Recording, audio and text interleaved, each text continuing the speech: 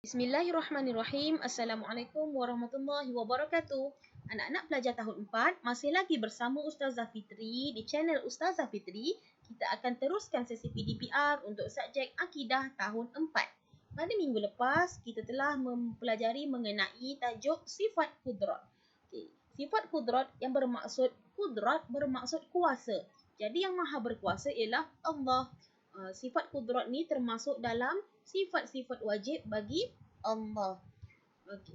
Sifat kudrat yang akan dipelajari pada hari ini ialah tajuknya akibat tidak beriman dengan sifat kudrat. Kita nak tengok apa yang terjadi kepada seseorang jika tidak mempercayai sifat kudrat. Allah bersifat kudrat.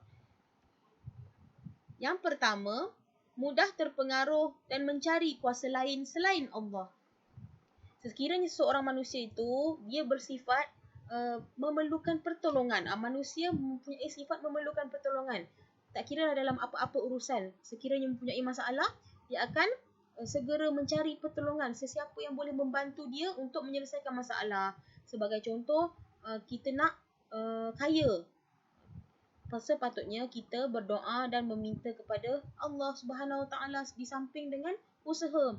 Bukannya kita meminta kepada Tok Bomo, tukang sihir untuk menjadikan kita kaya. Itu adalah amalan yang syirik. Jadi mudah terpengaruh dan mencari kuasa lain selain Allah. Kita tahu Allah itu maha berkuasa, maka mintalah pada dia.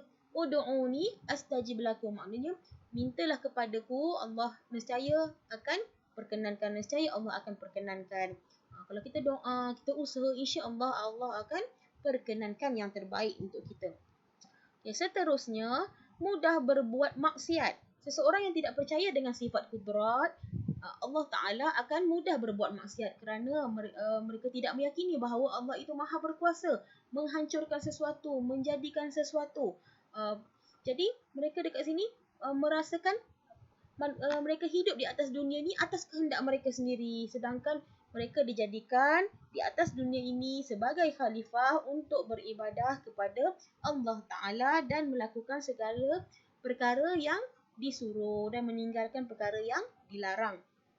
Seterusnya, sifat mazmumah akan menguasai diri. Apa maksud sifat mazmumah? Sifat mazmumah ialah sifat-sifat yang buruk, perkara-perkara yang buruk. Sifat mazmumah lawannya adalah sifat mahmudah, sifat yang terpuji. Sifat mazmumah sebagai contoh suka menipu, tidak solat, tidak dengar cakap ibu bapa. Itu merupakan contoh sifat yang keji, sifat yang buruk. Jadi sekiranya seorang itu tidak meyakini bahawa Allah itu maha berkuasa, Allah itu bersifat kudrah, maka dia berkelakuan selayaknya apa yang dia kehendaki. Dia tak ikut pun apa yang Allah suruh. Allah suruh berbuat baik, Allah suruh hormat orang tua, Allah suruh solat, Allah suruh puasa, Allah suruh beribadah, tapi dia tak nak buat sebab dia tak mengakui yang bahawa Allah itu maha berkuasa. Seterusnya, seseorang yang tidak beriman kepada sifat kudrat Allah Ta'ala, maka hukumnya berdosa besar.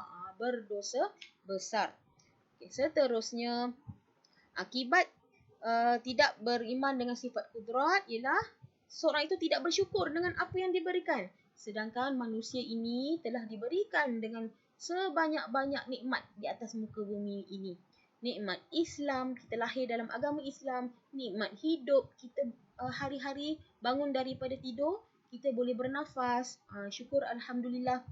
Nikmat makan, dapat makan makanan yang sedap-sedap, lazat-lazat. Sedangkan ada sahabat-sahabat kita yang tak mampu nak makan sebabkan sakit. Ada yang tak mampu nak makan sebabkan kekurangan sumber kewangan dekat Afrika sana. Jadi kita sepatutnya bersyukur dengan apa nikmat yang Allah dah berikan, walaupun sekarang ni kita dilanda pandemik COVID-19 yang membuatkan kehidupan kita tidak normal seperti sebelum ini.